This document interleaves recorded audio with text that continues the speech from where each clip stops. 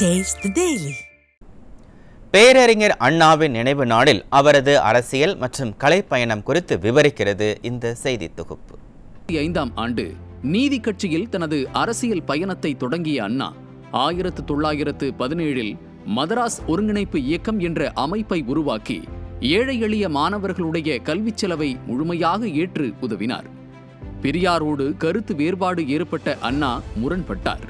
மொழிவாரி மாநிலமாக அந்தந்த மாநிலங்களுக்கு முக்கியத்துவம் தரும் வகையில் மாநிலங்கள் பிரிக்கப்பட்டது. தமிழர்கள் வாழும் பகுதி மதராஸ் மாநிலமாக உருவாக்கப்பட்டது. இதன் உண்மை அறிந்த அண்ணா திராவிட நாடு திராவிடர்களுக்கு என்ற கோரிக்கையை கைவிட்டு தமிழ்நாடு தமிழர்களுக்கே என்று முழங்கி அதனை பெற்றும் கொடுத்தார்.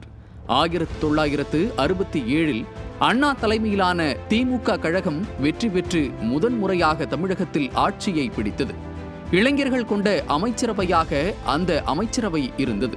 சென்னை மாகாணத்தை தமிழ்நாடு என்று பெயர் மாற்றி வரலாற்றில் நீங்காத ஒரு இடத்தையும் புகழையும் தமிழகத்திற்கு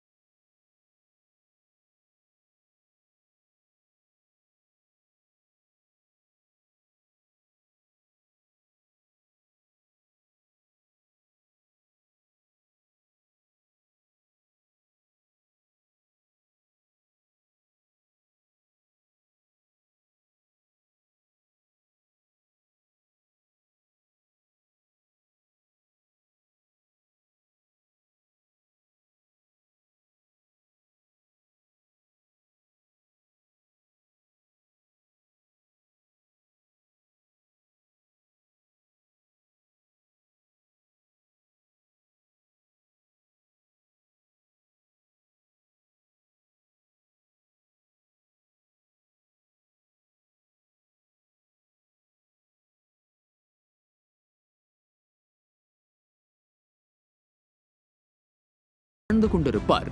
பேரறிஞர் அண்ணா நாமம் வாழ்க, அண்ணாவின் புகழ் ஓங்குக. நியூஸ் ஜே செய்திகளுக்காக தலைமை செய்தியாளர் முனைவர் கோ ஜெயக்குமார்.